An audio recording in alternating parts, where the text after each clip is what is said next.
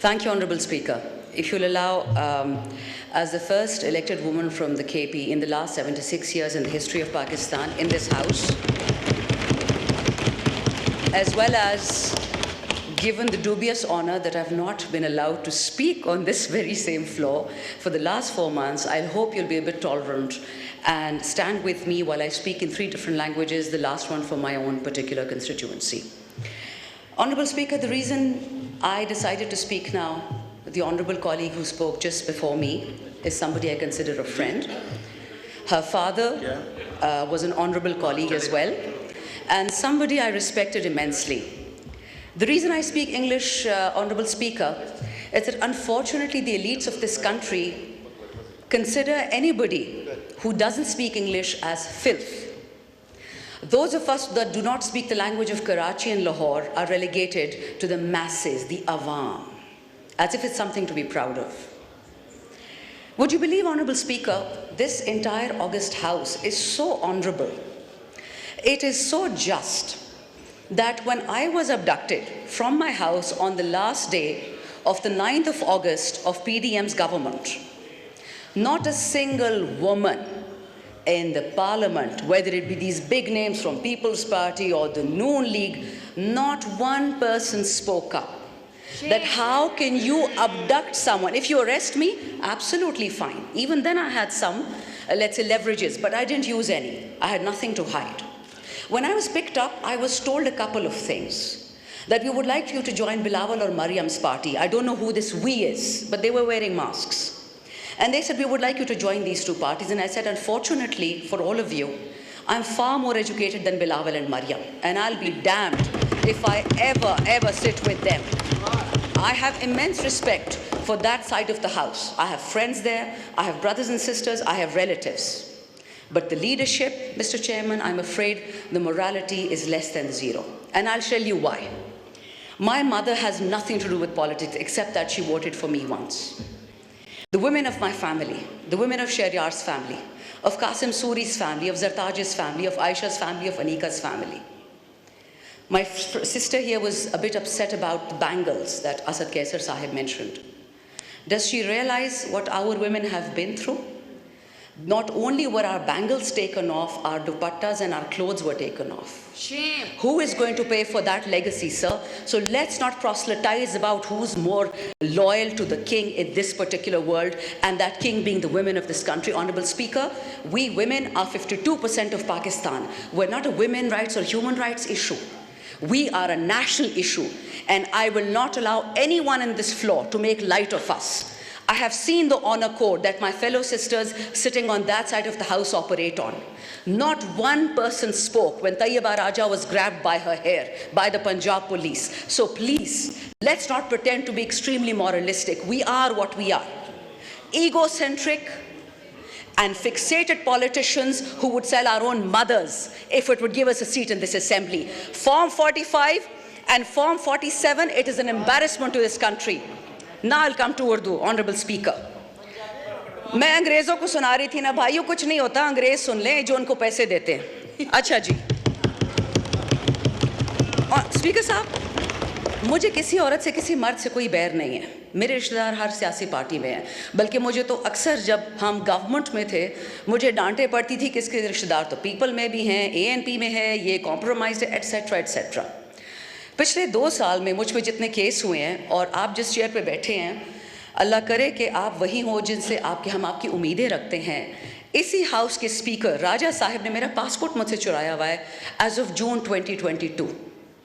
4 कवानीन के खिलाफ ऐसा किया है और मैं कुछ नहीं कर सकती थी as member of parliament.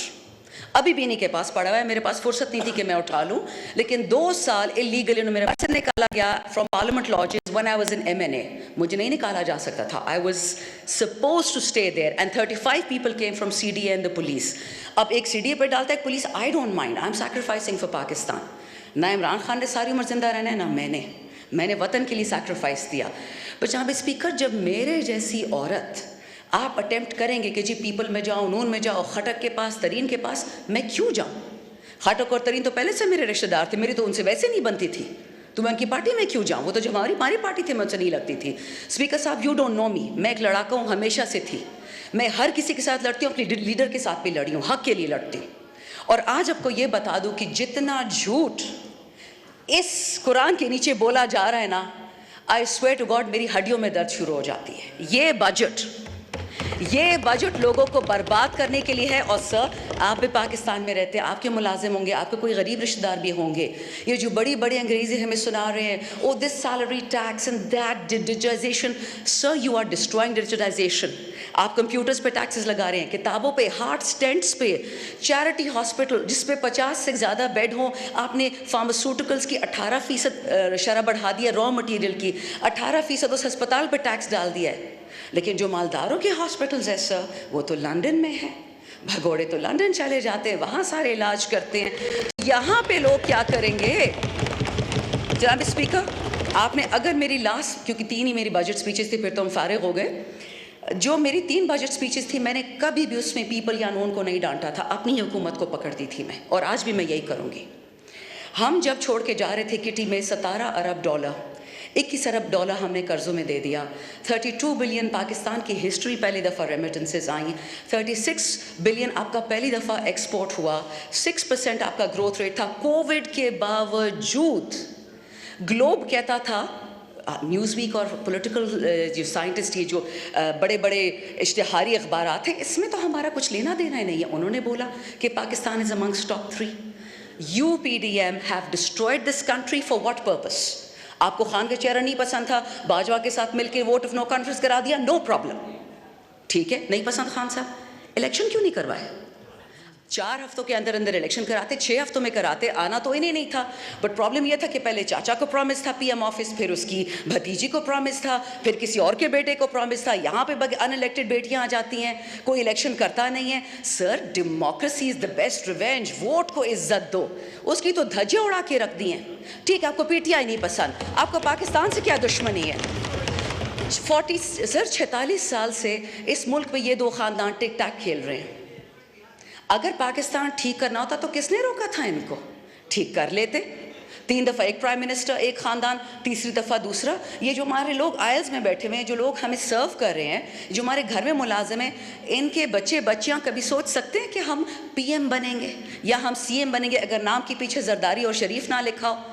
A pox on a country which is ruled by 2 families and who have wreaked it into the ground. अब ये ज़रबे इस्तेकाम, I don't know, ये तरीन साहब की पार्टी से इनको क्या प्यार है।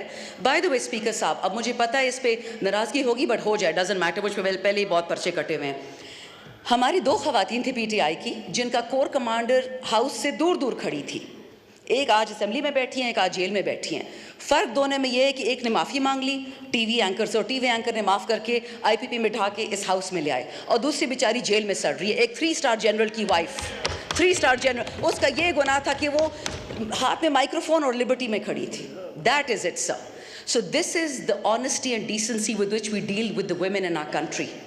Punjab is the backbone of Pakistan, honourable speaker. Punjab नहीं हो तो पाकिस्तान नहीं होगा।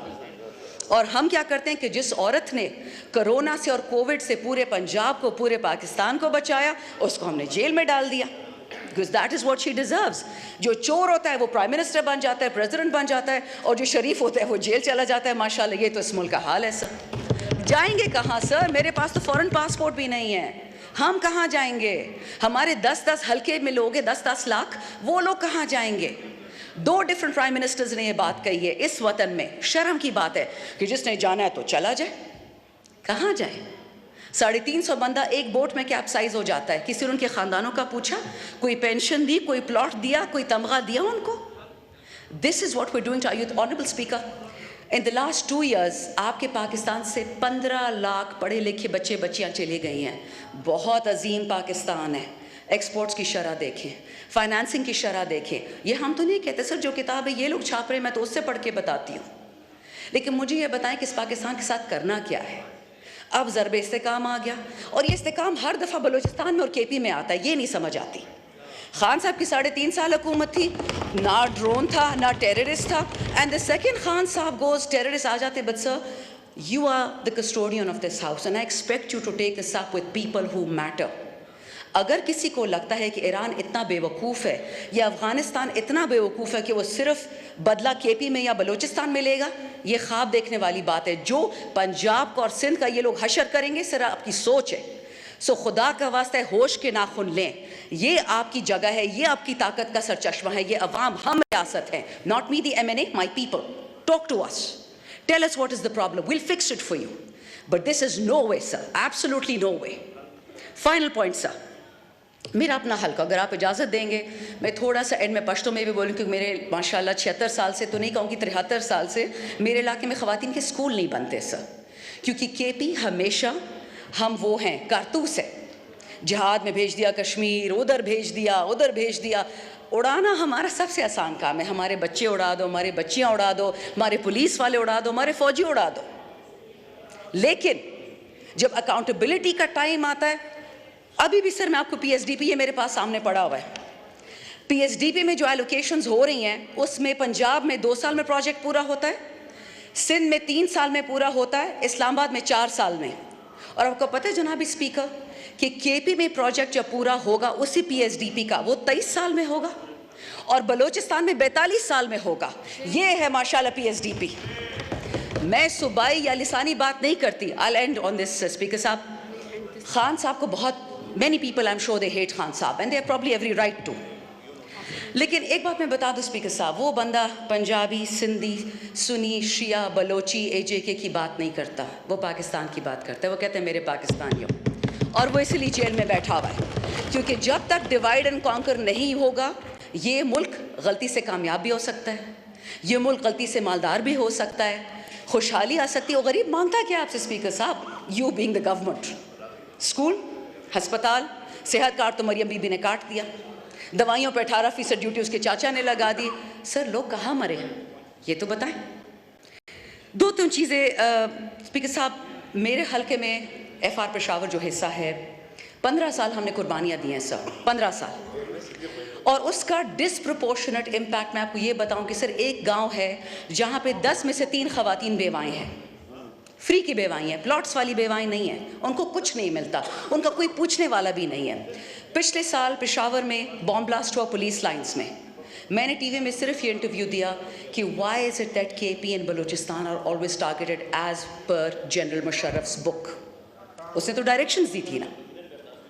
उसके बाद से जी मुझ पे FIR, एक सेडिशन की कटी, दूसरी कटी, परवाह नहीं है, मैं सच कह रही थी। लेकिन स्पीकर साहब, जिस हल्के ने 15 साल पाकिस्तान के लिए खून दिया है, आज उसके लिए बिजली नहीं है, और बहाने तो इतने हैं कि सर मैं शुरू करूँ ना ख़त्म ही नहीं होंगे। I won't even go into that, but let me tell you one thing sir, मैंने खुद अपने हाथ से परसों 12 फीडर खोले जो 10 महीने से बंद थे। मैं गई इलेक्ट्रिसिटी, इनका जो एनर्जी डिपार्टमेंट है, मैंने कहा मुझे कोई अंग्रेज़ी की चिट्ठी ही दिखा दे, उर्दू दिखा दे, जिसमें लिखा हो कि फीडर बंद करने की इजाज़त है इस कानून के तहत। कोई चिट्ठी नहीं है सर, कोई नोटिफिकेशन नहीं है। They are punishing KP for giving a vote to Imran Khan. और सर ये इतने बेवकूफ़ हैं, इनको समझ नहीं आती कि सितंबर में बंद हो जाएगी गर्मी, हम खान का साथ इस बात पे छोड़ेंगे कि गर्मी क्यों आती है या फीडर्स क्यों बंद है। ऐसा कभी नहीं होगा जनाब स्पीकर, अभी भी वक्त है। होश होश होश। Article 156 of the constitution sir, उसी को देख लें। तमाम सूबों को इकट्ठे उठाएं, मत करिए तफरके, आग लगने वाली है बहुत जल्दी, हमारे ही हाथ से लगेगी, और फिर ये हाउस कुछ नहीं कर पाएगा। अल्लाह ने आप पे रिस्पॉन्सिबिलिटी डाली है, ये इससे डरे, और किसी चीज़ से तो नहीं डरते, इस कलाम से डरे। मुल्क को ठीक करें, हम सब ने मर जाना है, इस हाउस में जितने बैठे कोई कब्र पैसे नहीं लेके गया, लेकिन खुदा का खौफ करे, वतन को फर्स्ट करे। That is why Imran Khan is in jail. Pakistan first, Pakistan always, Pakistan forever. Thank you.